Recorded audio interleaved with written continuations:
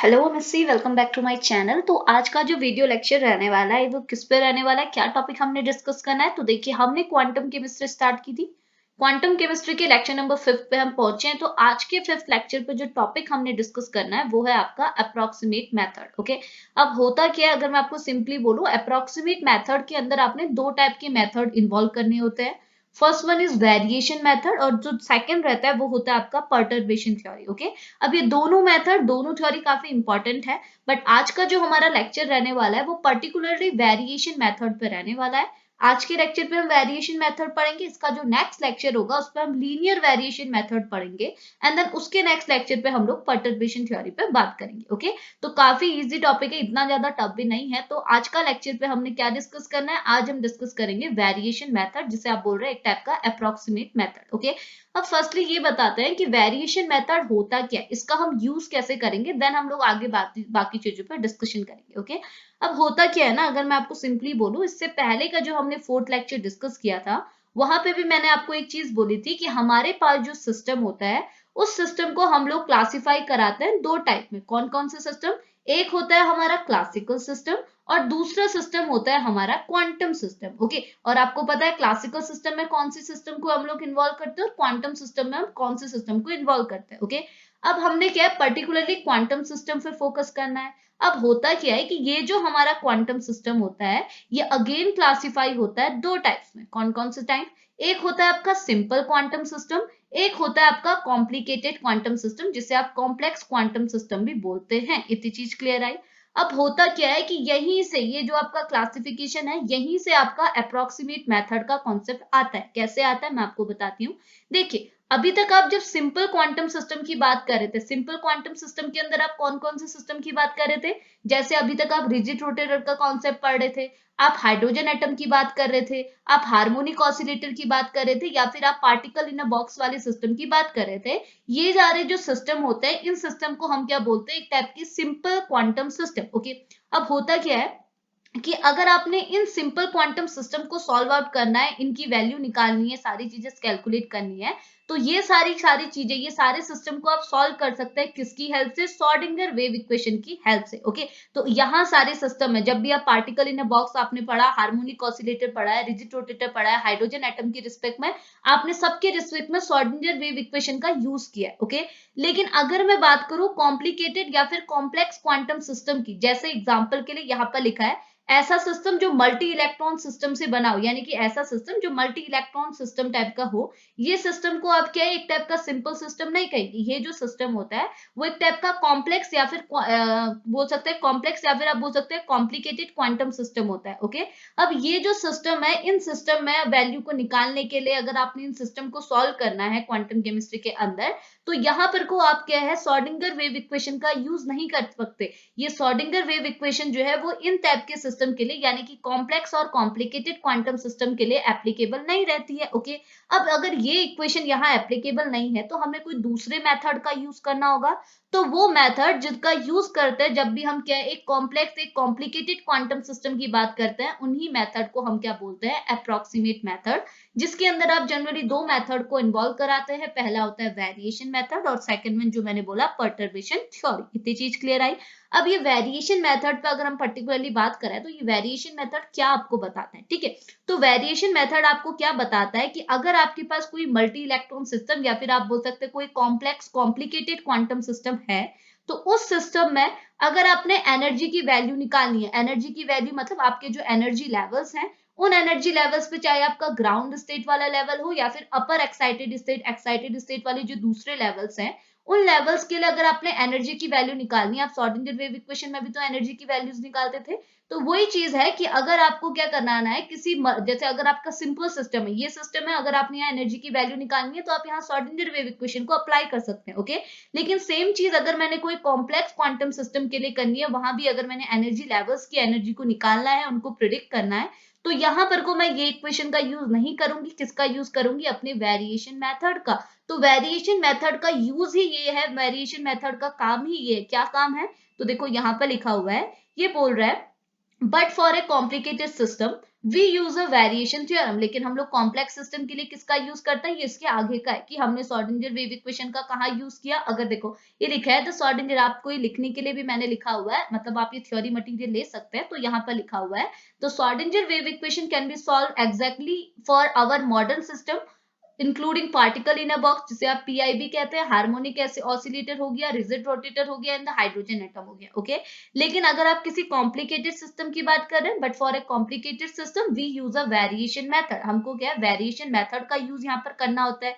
अब variation method आपको क्या बताता है, तो यहाँ पर लिखा हुआ है the variation method is a mathematical method that is use to approximately calculate the energy level of a difficult quantum system, or we can say that the variation method is the one way to find the lowest energy eigen state, या फिर आप sorry eigen state, और बोल सकते हैं ground state and some excited state. Okay, तो ये क्या बोल रहा है कि वेरिएशन मेथड की हेल्प से आप क्या कर सकते हैं, एनर्जी लेवल्स की वैल्यू को कैलकुलेट कर सकते हैं मैथमेटिकली फॉर अ कैसे सिस्टम के लिए, डिफिकल्ट क्वांटम सिस्टम के लिए। Difficult quantum system means complicated या फिर कॉम्प्लेक्स क्वांटम सिस्टम की यहाँ पे बात की जा रही है। ओके, तो इसका मतलब क्या हुआ कि अगर हमने किसी डिफिकल्ट क्वांटम सिस्टम के लिए, कॉम्प्लेक्स क्वांटम सिस्टम के लिए एनर्जी की वैल्यू को कैलकुलेट करना है, चाहे आप ग्राउंड स्टेट की वैल्यू बोलो या फिर एक्साइटेड स्टेट की वैल्यू बोलो, तो आप किसके थ्रू निकाल सकते हैं, किसके थ्रू कैलकुलेट कर सकते हैं, वेरिएशन मेथड के थ्रू। बस इसका ये ही काम यहाँ पर को है, इसे हमने चेक कराना है कि कैसे ये वैल्यू को प्रिडिक्ट करता है। इतनी चीज क्लियर आई, आपको मोटिव पता चला कि वेरिएशन मेथड का यूज क्या है, एम क्या है। ओके, अब मैं आपको पहले थ्योरी पे लेके चलती हूँ, ये आपको क्या बोल रहा है, तो पहले आप ये लिखेंगे एम क्या है, उसके बाद थोड़ा थ्योरी के फॉर्म में बता दीजिएगा कि हुआ क्या। ये बोल रहा है exact solution of a Schrodinger wave equation for an atom or a molecule more complicated than the hydrogen atom.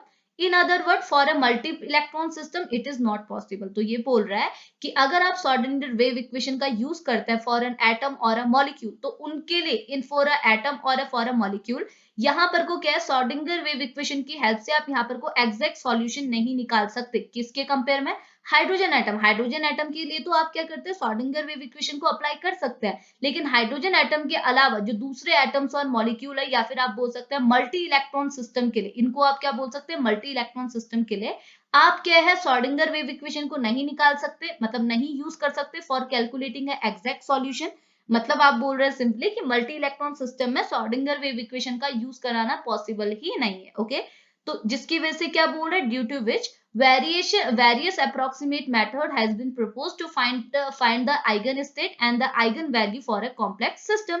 तो जिसकी वजह से क्या हमने दूसरे मेथड हमको मिले, दूसरे मेथड कौन है, मतलब हम उनको कंबाइनली क्या टर्म देते हैं, अप्रोक्सीमेट मेथड। अप्रोक्सीमेट मेथड के अंदर आपके दो मेथड इन्वॉल्व होते हैं। ओके, तो अभी हम क्या अप्रोक्सीमेट मेथड की रिस्पेक्ट में बोल रहे हैं कि इसके अलावा क्या हुआ, इसकी वजह से हमें दूसरे मेथड मिले जिसे हम बोलते हैं अप्रोक्सीमेट मेथड। वो अप्रोक्सीमेट मेथड की हेल्प लेके हम लोग क्या करा सकते हैं, किसी भी कॉम्प्लेक्स सिस्टम के लिए आइगन स्टेट वैल्यू और आइगन वैल्यू को हम लोग कैलकुलेट कर सकते हैं। इतनी चीज क्लियर आई। अब हम लोग पर्टिकुलर बात करते हैं कैसे कर सकते हैं, और यहाँ पर को लिखा है ये आपकी जो अप्रोक्सीमेशन है वो जनरली दो टाइप के होते हैं, एक होता है आपका परटर्बेशन थ्योरी, दूसरा होता है आपका वेरिएशन मेथड, और आज के लेक्चर पे हम पर्टिकुलरली वेरिएशन मेथड पर डिस्कस करने वाले हैं। ओके, अब देखो होता क्या है वेरिएशन मेथड पे, ठीक है, तो यहाँ पे आप देखिए अब हम लोग पर्टिकुलरली बात कर लेते हैं वेरिएशन मेथड पे, यानी कि इसकी थ्योरम पे हम लोग डिस्कस कर लेते हैं, ठीक, कैसे एनर्जी की वैल्यू क्या क्या चीजें बताता है। ठीक है, तो अब देखो पहले तो यहाँ पर वही थ्योरी लिखी है जो हम ऊपर डिस्कस कर चुके हैं। क्या बोल रहा है,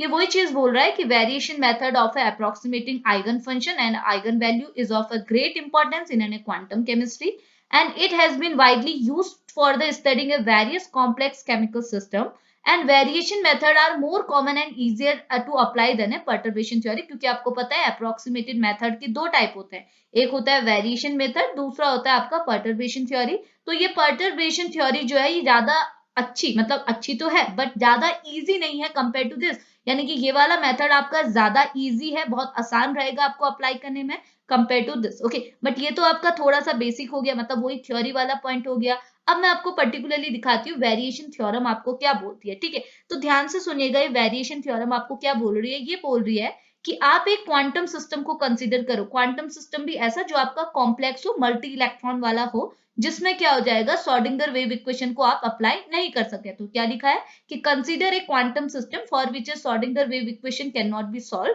तो हमने एक क्वांटम सिस्टम लिया, पहले उस क्वांटम सिस्टम के लिए हमने श्रोडिंगर वेव इक्वेशन डिराइव की। तो देखो श्रोडिंगर वेव इक्वेशन क्या बोलती है, पहले हो गया आपका एच हेड, एच हेड यानी कि पहले ये आपको ऑपरेटर की बात बता रहा है कि आपने लिखा H hat as a operator. उसके बाद आपने क्या लिखा, साई, साई हम के साई हमने सिंपल साई नहीं लिखा, हमने साई के नीचे क्या लगाया, नॉट। साई नॉट मतलब क्या हुआ, ये हमारी ग्राउंड स्टेट की बात कर रहा है। तो ध्यान पर रखिएगा, मैंने यहाँ पर लिखा हुआ है, आप देख लीजिए। ये बोल रहा है साई नॉट क्या हुआ, साई नॉट हुआ आपकी ग्राउंड स्टेट का वेव फंक्शन। और इसी साइन नॉट के करस्पॉन्डिंग जब हम एनर्जी निकालेंगे, इसके करस्पॉन्डिंग इसके आगे हम क्या लिखते हैं, ई लिखते हैं, यानी कि एनर्जी लिखते हैं। तो एनर्जी भी हम क्या लिखेंगे, नॉट के फॉर्म में। इसका मतलब क्या हुआ कि हम ग्राउंड स्टेट की एनर्जी की बात कर रहे हैं। तो पहली वाली जो इक्वेशन मैंने यहाँ लिखी है, इक्वेशन फर्स्ट, ये आपकी श्रोडिंगर इक्वेशन है फॉर ए क्वांटम सिस्टम। जिस क्वांटम सिस्टम की मैं फंक्शन की बात कर रही हूँ, वेव फंक्शन की बात कर रही हूँ, एनर्जी की बात कर रही हूँ, वो आपकी ग्राउंड स्टेट है। तो मैंने क्या लिखा, एच हेड यानी कि ऑपरेटर लिया, फिर आपको मैंने साई की वैल्यू दिखाई, वेव फंक्शन की दिखाई। तो वेव फंक्शन भी कौन सा है, हमारा ग्राउंड स्टेट, तो मैंने लगा दिया नॉट। ये किसके इक्वल होता है, एनर्जी और वेव फंक्शन की। तो एनर्जी भी हमारी ग्राउंड स्टेट की है, तो ई नॉट और साइन नॉट। ओके, अब ये इक्वेशन तो हमने श्रोडिंगर इक्वेशन निकाल दी, बट ये श्रोडिंगर इक्वेशन क्या होती है, फर्दर सॉल्व आउट नहीं हो सकती, क्योंकि हमें पता है हम कैसे सिस्टम की बात कर रहे हैं, कैसे क्वांटम सिस्टम की बात कर रहे हैं, एक कॉम्प्लेक्स क्वांटम सिस्टम की बात कर रहे हैं। और हमको पता है कि कॉम्प्लेक्स क्वांटम सिस्टम में श्रोडिंगर वेव इक्वेशन अप्लाई नहीं होती है। तो हमने इक्वेशन तो डिराइव करा दी, कि हमने इक्वेशन तो लिख दी, बट ये इक्वेशन को हम सॉल्व कैसे करेंगे, वेरिएशन थ्योरम की हेल्प से। ओके, अब क्या होगा, पहले आप देखो, हमने एक इक्वेशन तो लिखी है, एक दूसरी इक्वेशन भी लिखी है। वो किसके टर्म में लिखी है, हमने एक ट्रायल फंक्शन के रिस्पेक्ट में लिखी है, या फिर आप बोल सकते हैं अप्रोक्सीमेट वेव फंक्शन के रिस्पेक्ट में लिखी है। अब मैंने क्या है, सेम इक्वेशन को ऊपर नीचे किया, बट मैंने देखो वेव फंक्शन के नीचे अब नॉट के बदले क्या लगा दिया, ए। नॉट किसको रिप्रेजेंट कर रहा है, कि हम लोग ग्राउंड स्टेट के वेव फंक्शन की बात कर रहे हैं। लेकिन ए किसकी बात कर रहा है, ए बात कर रहा है कि हमने कोई एक ट्रायल फंक्शन लिया हुआ है, ठीक है। तो ट्रायल फंक्शन को आप ए से भी रिप्रेजेंट कर सकते हैं। ट्रायल फंक्शन मतलब ये आपको अप्रोक्सीमेट वेव फंक्शन की बात कर रहा है। और इसी अप्रोक्सीमेट वेव फंक्शन के रिस्पेक्ट में जब आपने एनर्जी निकाली, तो अब एनर्जी को भी आप क्या लिखेंगे, ई ए लिखेंगे। ई ए मतलब एनर्जी, किसकी एनर्जी, अप्रोक्सीमेट वेव फंक्शन की एनर्जी। इतनी चीज क्लियर आई समझ में, उसी के करस्पॉन्डिंग की एनर्जी। इतनी चीज क्लियर आई। तो हमारी दो इक्वेशन ऐसे हमने डिराइव कर दी श्रोडिंगर वेव इक्वेशन की हेल्प से। बट ये इक्वेशन फर्दर सॉल्व नहीं हो सकती, क्योंकि हमें पता है Schrodinger wave equation complex system के लिए एप्लीकेबल ही नहीं है। तो अब इन दोनों इक्वेशन में हम क्या लगाएंगे, वेरिएशन थ्योरम लगाएंगे, ठीक है। अब वेरिएशन थ्योरम क्या कहती है, तो देखो वही चीज मैंने यहाँ लिखी कि वेरिएबल क्या रिप्रेजेंट करा रही है, साइन नॉट, और क्या रिप्रेजेंट करा रही है, ग्राउंड स्टेट की वेव फंक्शन, और इसके करस्पॉन्डिंग एनर्जी को हमने ई नॉट से रिप्रेजेंट किया। और साई ए हमको क्या रिप्रेजेंट करा रही है, अप्रोक्सीमेट वेव फंक्शन, और इसके करस्पॉन्डिंग की एनर्जी को हमने ई ए से रिप्रेजेंट किया। ओके, अब हम क्या बात कर रहे थे, हम बोलते कि आपको वेरिएशन मेथड आपको क्या बोलता है। तो देखो ना, वेरिएशन मेथड ये बोलता है, तो यहाँ पर लिखा है अकॉर्डिंग टू वेरिएशन मेथड, जो आपका साई ए है, साई ए मतलब आपका अप्रोक्सीमेशन वेव फंक्शन जो है, वो कभी भी आपकी साई नॉट के इक्वल नहीं हो सकता। ऐसा किसने बोला, वेरिएशन मेथड ने बोला। तो मैंने दो इक्वेशन यहाँ आपको दिखाई है। ये बोल रहा है कि यहाँ पे जो आपका ये साई नॉट है, ये कभी भी साई ए के इक्वल नहीं आ सकता। समझ में आया, ये किसने बताया था, वेरिएशन मेथड ने बताया था। और वेरिएशन मेथड ने क्या बताया, तो वेरिएशन मेथड का मेन चीज ये है, वेरिएशन मेथड आपको एनर्जी के रिस्पेक्ट में, हम लोग एनर्जी के रिस्पेक्ट में बात करते हैं ना हर चीज की, तो एनर्जी की रिस्पेक्ट में बताता है वेरिएशन मेथड। आपको क्या बताता है, ये बोलता है कि जो आपका ई है, ई ए है, ई ए मतलब आपका जो ये अप्रोक्सीमेशन वेव फंक्शन की रिस्पेक्ट में जो एनर्जी थी, यानी कि ई ए जो था, ये क्या होता है, कभी भी ग्रेटर देन या फिर इक्वल किसके होता है, ई नॉट के इक्वल होता है। यानी कि ये देखो क्या बोल रहा है आपका वेरिएशन थ्योरम, वेरिएशन थ्योरम ये बोल रहा है कि आपके जो ट्रायल फंक्शन की या फिर आपके अप्रोक्सीमेशन वेव फंक्शन के रिस्पेक्ट में जो एनर्जी की वैल्यू होती है, वो हमेशा क्या होती है, ग्रेटर होती है, किससे, ग्राउंड स्टेट की एनर्जी की वैल्यू से। यानी कि आपकी जो ट्रायल फंक्शन की वैल्यू है, ये तो ग्राउंड स्टेट हुआ, ग्राउंड स्टेट के बाद जो भी हमारा कोई ट्रायल फंक्शन है, उसके रिस्पेक्ट में जो हमने एनर्जी की वैल्यू निकाली, वो हमेशा ज्यादा होगी, किससे ज्यादा होगी, आपकी ग्राउंड स्टेट की एनर्जी से ज्यादा होगी। ज्यादा भी हो सकती है, इक्वल भी हो सकती है, बट लेसर नहीं हो सकती। आप इसको क्या कर सकते हैं, आपको कभी E A is equal to E naught मिल जाएगा, आपको E A is greater than E naught मिल जाएगा, बट कभी भी आपको E A lesser than E naught कभी भी नहीं मिलेगा। ऐसा किसने बताया था, वेरिएशन थ्योरम ने बताया था। इतनी चीज क्लियर आई।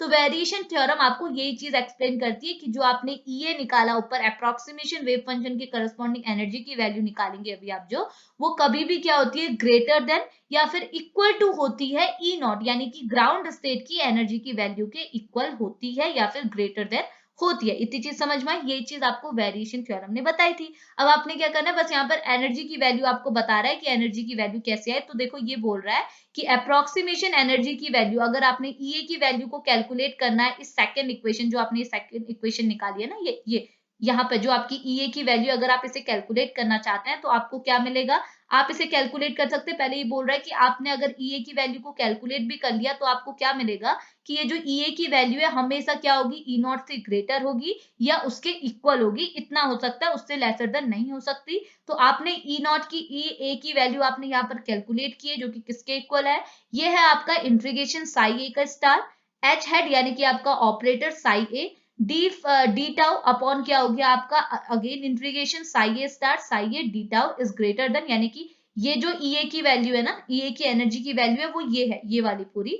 ये उसने क्या बोला, अभी मैं आपको ये एनर्जी निकालना भी दिखाऊंगी, कंफ्यूज मत होइएगा। अभी मैं आपको एनर्जी निकालना भी दिखाऊंगी। ये बोल रहा है कि ये जो ईए की वैल्यू है, ईए यानी कि आपके अप्रोक्सीमेट एनर्जी वेव फंक्शन की एनर्जी की जो वैल्यू है वो इसके इक्वल है, जो कि क्या होती है, ग्रेटर होती है और इक्वल होती है किसके, ई नॉट के। और ई नॉट की एनर्जी की वैल्यू किसके इक्वल होगी, ये इक्वल होगी आपकी integration wave naught star H hat E naught sorry psi naught D है डी टाउ अपॉन क्या हो जाएगा, integration sine naught star sine naught D tau के इक्वल होगी। अब ये एनर्जी की वैल्यू कैसे निकली, पहले मैं आपको वो बताती हूँ, ठीक है। अब देखो एनर्जी की वैल्यू कहाँ से आई, देखो यहाँ पे देखिए, ठीक है।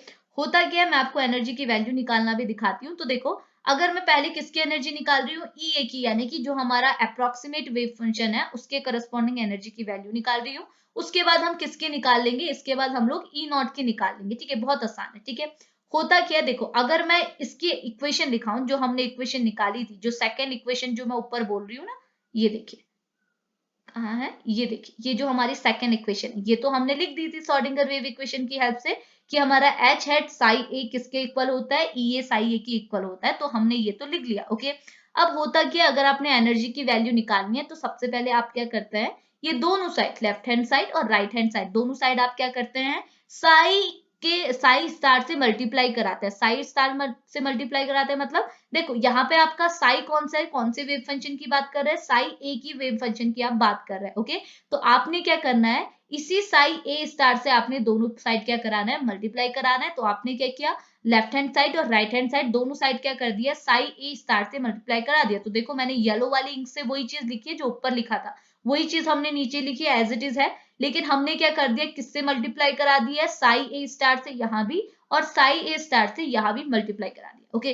अब इसके बाद हम क्या करेंगे, इसके बाद हमने निकालनी है एनर्जी की वैल्यू, जो है आपकी ये ईए की वैल्यू को हमने कैलकुलेट करना है। तो ईए की वैल्यू को कैलकुलेट करने के लिए सबसे पहले आपने क्या कराना होगा, इन दोनों साइड, लेफ्ट हैंड साइड भी राइट हैंड साइड भी इंटीग्रेशन कराना होगा। तो इंटीग्रेशन हम किसी के रिस्पेक्ट पे कराते हैं, तो यहाँ पर हम जो इंटीग्रेशन कराते हैं वो किसके रिस्पेक्ट में कराते हैं, डी टाउ के रिस्पेक्ट में।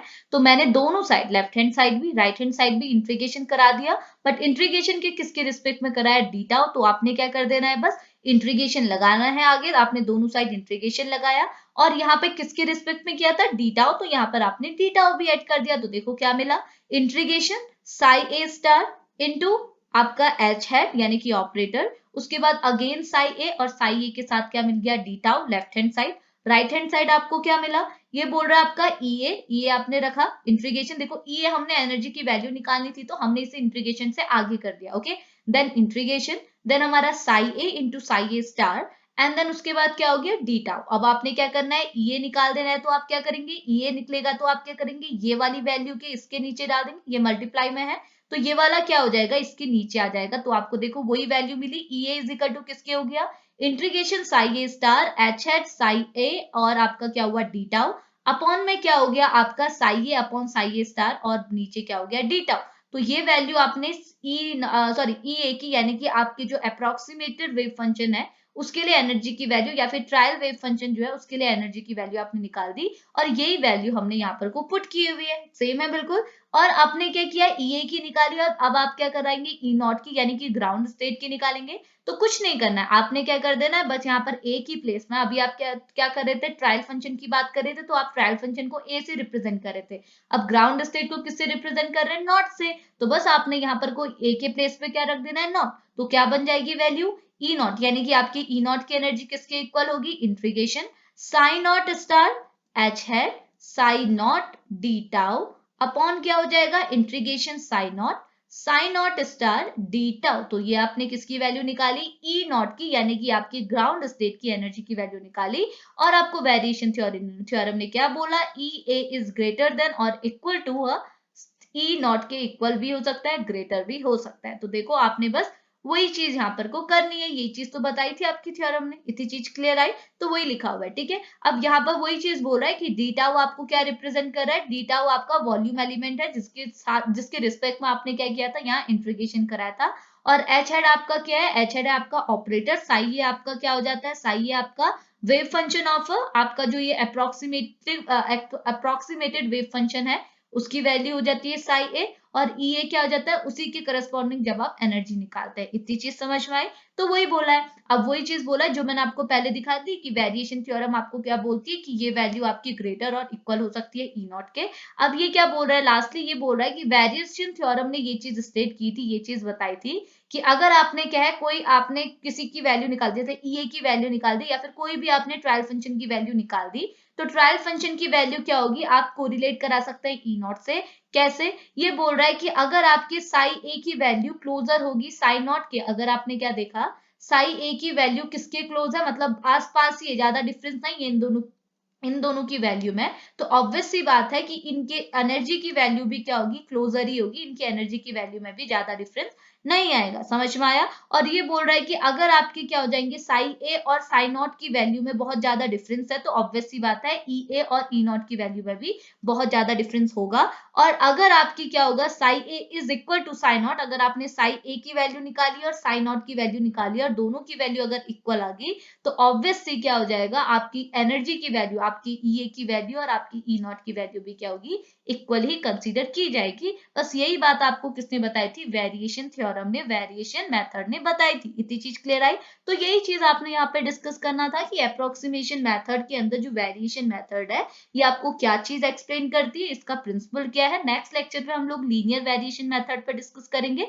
तो वेरिएशन मेथड आपका यही है, जो कि आपको क्या बताता है कि अगर आपने क्या किसी ट्रायल फंक्शन के लिए एनर्जी की वैल्यू निकाली और ग्राउंड स्टेट के लिए एनर्जी की वैल्यू निकाली, तो उनके बीच में कैसा डिफरेंस है। ये बोल रहा है अगर आपकी एनर्जी की वैल्यू, जो आपने ट्रायल फंक्शन की एनर्जी की वैल्यू निकाली है, वो हमेशा ग्रेटर या फिर इक्वल होगी किसके, आपके ई नॉट, यानी कि ग्राउंड स्टेट की एनर्जी की वैल्यू के, कभी भी लेसर नहीं हो सकती है। समझ में आया। और फिर ये कंडीशंस दिखती कि जब आपके साई की वैल्यू आपस में, मतलब अगर आपके वेव फंक्शन आपस में क्या होंगे, क्लोज होंगे, तो उनकी एनर्जी भी क्लोज होगी। अगर दूर होंगे तो उनकी एनर्जी भी दूर होगी। अगर इक्वल होंगे, यानी कि साई नॉट की वैल्यू क्या होगी, साई ए की इक्वल होगी, तो इनकी एनर्जी की वैल्यू भी क्या होंगी, इक्वल होंगी, किसकी, ट्रायल फंक्शन की और ग्राउंड स्टेट की। इतनी चीज क्लियर आई। बस यही था आपका variation method. Okay, variation method बोलिए या फिर वेरिएशन थ्योरम बोलिए। इतनी चीज क्लियर आई। तो अभी हम लोग लेक्चर को फिनिश करते हैं। होप आपके लिए लेक्चर हेल्पफुल रहे। तो तब तक के लिए लेक्चर को फिनिश करेंगे, मिलेंगे नेक्स्ट लेक्चर पे। तब तक के लिए बाय बाय।